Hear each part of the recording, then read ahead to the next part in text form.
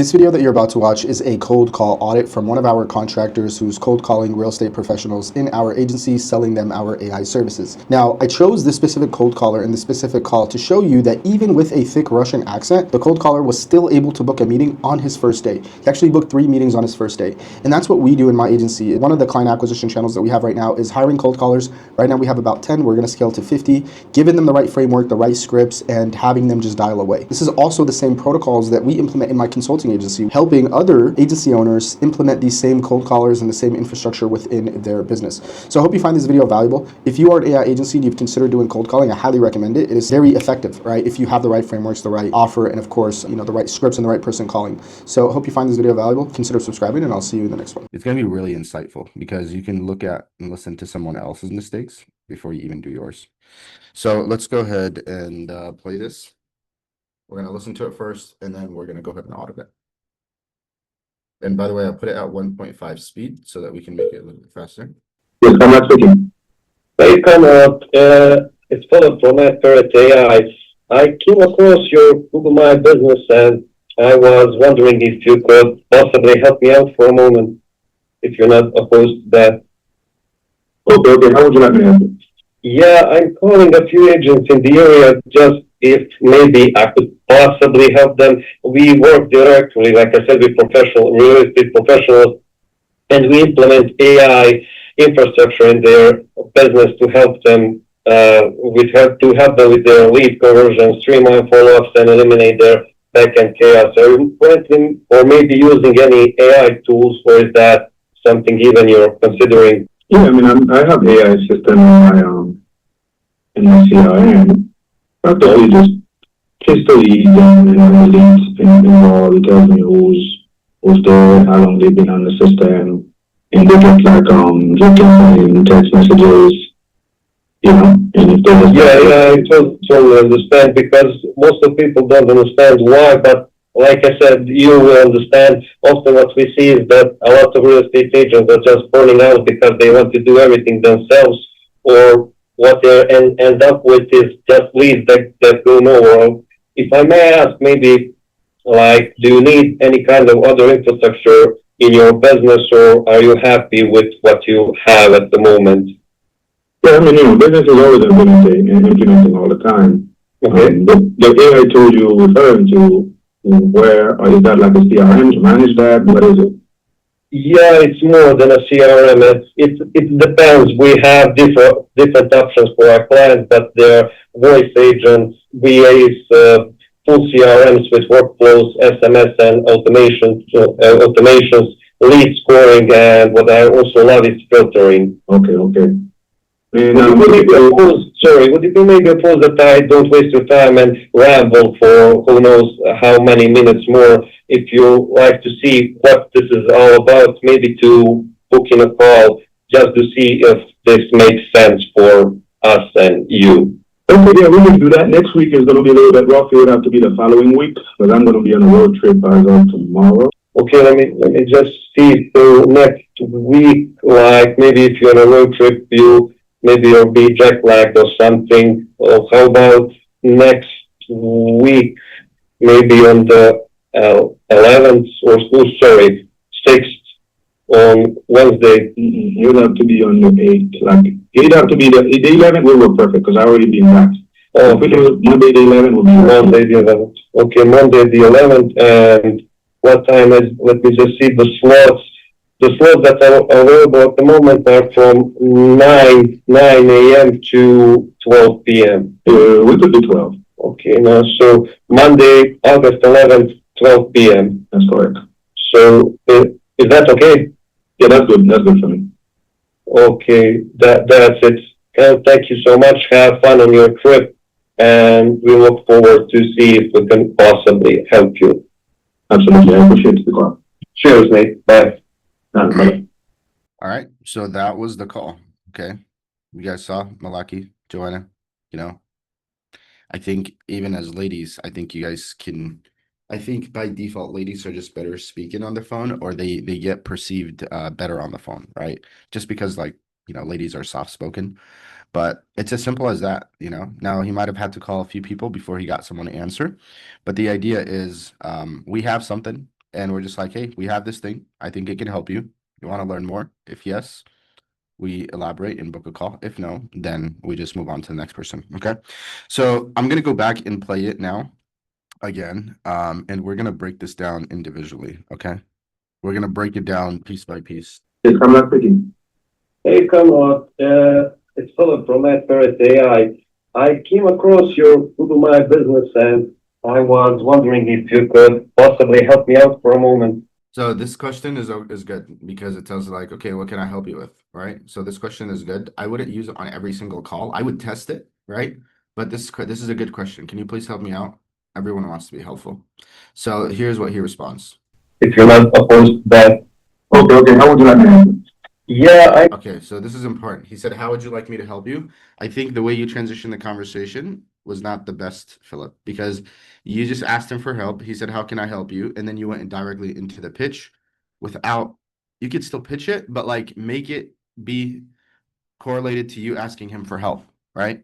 So he just said, how can I help you? And then this is what you said. in the area, just if maybe I could possibly help them. We work directly, like I said, with real estate professionals. So you went into the pitch, which is like the pitch is good. Like we work with professionals, we help them do X, Y, Z. But what we could have said, because he just said, yeah, sure, how can I help you? After you asked him, can you help me? You could say, I just wanted to speak with, the owner of the business or someone who's like a decision maker, because it came across your Google My Business and I, wanted to see if you were looking for X, Y, Z, right? So make it congruent to you asking him for help. Because yeah, just ask them for help, then you don't go directly in the pitch. You say, yeah, if you can help me, I just want to speak to someone, a decision maker, or someone who's the business owner, right? And then even if you know it's him, you'd be like, oh, that's me. Be like, okay, great. I wanted to speak to you. We have these AI solutions that we can help you with. Okay. So that's the first thing is if you're going to ask him for help, make sure you follow up with what the help is. All right. Okay. So let's continue.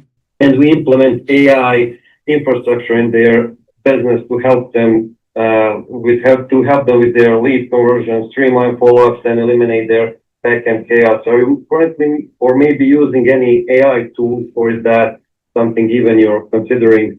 Okay, so this stuff is good. I would just make sure that I'm pausing, Philip. So you mentioned, streamline operations, this, that, backend chaos. Are you right? Pause when you need to. Okay. It's almost like have it be like this thing that you're saying over and over again. So just like try to perfect it. If you say something over and over again, eventually you're going to be able to perfect it. So maybe you could have took a pause there in between transitions, right? When we're going from telling him what we helped them with and then we're asking him a question, you want to pause so that it gives some weight to what you're saying. Yeah, I mean, I have AI system in my So now he tells us, yeah, I have some AI systems that does SMS, this and that. I'll tell you what we could have done here. in my CRM. Practically just hit the leads and when the leads involved, it tells me who's there, how long they've been on the system, and they get like you can send text messages, and if they I thought. So number one, never interrupt someone speaking, especially if you're on a cold call, right? You want to let these guys ramble forever. The more they talk, the more they're going to close themselves or have themselves be more interested, especially if he's telling you about the CRM. So number one, never interrupt him. Number two, I think your response could be better. Let's go ahead and listen to your response. Totally understand because most of people don't understand why, but like I said, you will understand. Often what we see is that a lot of real estate agents are just burning out because they want to do everything themselves, or what they end up with is just leads that go nowhere. If I may ask, maybe like, do you need any kind of other? Okay. So this was actually a total loss, this part right here, because you asked him like eventually, like, is there anything else that you might need? Here's what I'll tell you, other than not interrupting him, other than that, you just made him fumble the biggest opportunity for you to acknowledge that he's already using AI. Remember how we said acknowledge when someone does something, for example, good, acknowledge it. Someone does something, acknowledge it. In this case, he just said there you use AI. You could be like, oh man, like the last 5 guys I talked to didn't even know what AI is. So it's great that you're already using it. You told me you're using CRM.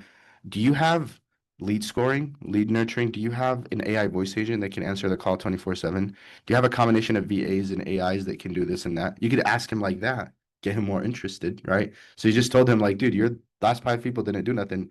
You're already doing something. That's great. Do you have these other things? So this is how you could have worded it differently. First of all, acknowledge. This is great, man. It's great that you already have this in place. And then you could continue the conversation. So the way you mentioned it afterwards, like other than not acknowledging it, is great. It's like, do you have any other solutions that you might need? But better than even asking him that, because he then, when you asked him that, you'll see shortly, he asked you, well, what other solutions are there? So if you know that he might ask that, or just in general, it's going to pique his interest, ask him, be like, well, you answered this phone. Like, do you have an AI voice agent that can answer all inbound calls?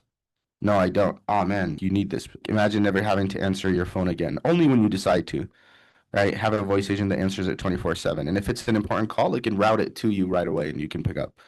Right. And that's just like one of the many things. And then here's the thing about MadParrotAI is that we're building these infrastructures in your business. Like this is stuff that you will own. This is something that you will own. It's not like working with a traditional agency where if you stop paying, you stop getting the service. This is stuff that we will build in your agency, similar to maybe what you have going on right now. So to recap here, he's telling you the solutions that he already has. Number one, we need to acknowledge. Oh man, that's great that you're already using AI. Most people are not. Oh man, the last 5 people I talked to didn't even know what AI is. All right. So that's the first part. The second part is giving him the idea of what else he can be using. So he probably has a basic CRM. Okay. I would like in my case, maybe because I know about a little bit more about AI, which you guys will too. Okay. I would ask him like, what solutions do you have? He tells me. Okay. And then I would tell him like, do you have an AI voice agent that can answer the phone 24/7? No. Do you have this? Do you have that? Right. Similar to how you did it, but I'm more going back and forth and asking him question. This guy is like this was a really great conversation. It could have went even better. Okay. So let's go ahead and continue. I think the biggest takeaway here is not cutting him off and then acknowledging. Current contractor in your business, or are you happy with what you have at the moment? Yeah, I mean, business is always implementing all the time. Okay. The AI tool you're referring to, where is that like a CRM to manage that? What is it? Yeah, it's Yeah. So now he asked this. Okay. So let's go through this right here. So we have a cheat sheet here. So this is where you would have this. So for example, what I would even say is like in this case, remember like AI, the AI tools, like it's great, but we don't want to mention like AI, CRM, like these are just like words of the tools, right? You can tell him, well, we basically have AI tool that can solve virtually every problem that a real estate professional has. And I mean it when I say that, Mr. Kamlat, right? For example, like, let me ask you, like, what issues are you currently facing in your business right now? Like, they're not as efficient. Maybe he'll be like, we're just getting too many leads, but no way to follow up. Well, he has this, right? We're doing the manual work ourselves, full CRM, doing everything themselves, trained VAs to do outreach admin tasks, unqualified leads, wasting time, lead scoring and filtering. Can't scale without burnout, backend systems, right? So it's like understanding, like having this pulled up so that when he asks us, like, your AI tools, what do they do? Well, they solve problems depending on what problem you have.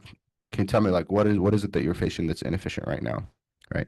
So this is something that we can pull up here. Okay, let's go back to the call. more than a CRM. And it depends. We have different options for our clients, but they're voice agents, VAs, full CRMs with workflows, SMS and automation, lead scoring, and what I also love is filtering. Okay. And, would it be maybe opposed that I don't? See, like, you should let the guy talk, man. Like, the guy's having an interesting conversation, right?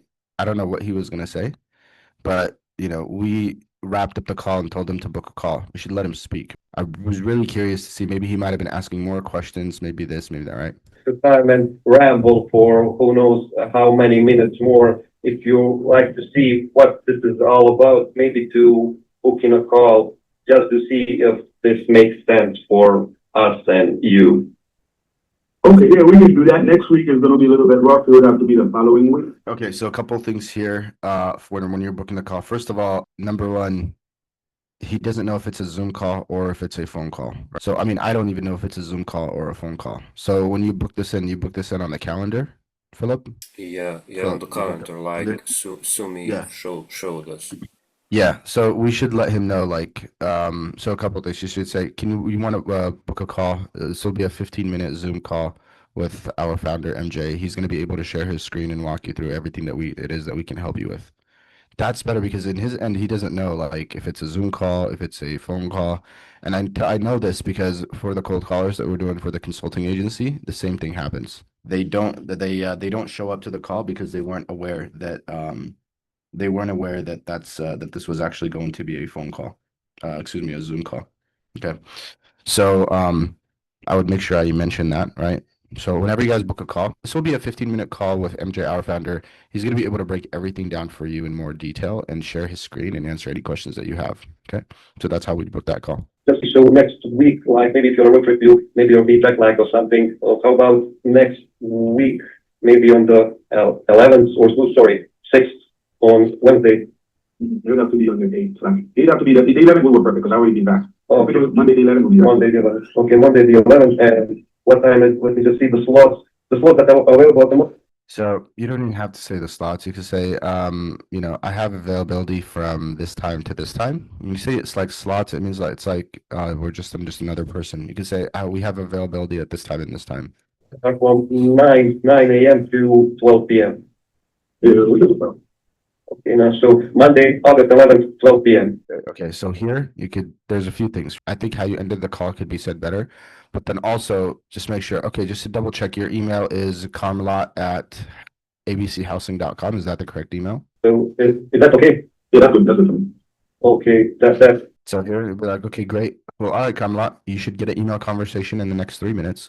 Just to recap, this is going to be a call with MJ, our founder. It'll be 15 minutes. He'll be able to share his screen, answer your questions that you have, and show you, how we potentially can help you, build these AI's infrastructure in your business so that you don't have to rely on anyone else or any other marketing agency. So we look forward to seeing you then. And do you have any questions? Do you have any questions, or you just end the call? There. We look forward to see you then. If you have any questions, feel free to give us a call. That's it. Thank you so much. Have fun on your trip, and we look forward to see if we can possibly help you. Right. So that's how I would end the call. Okay. Is like just end the call, let him know, confirm.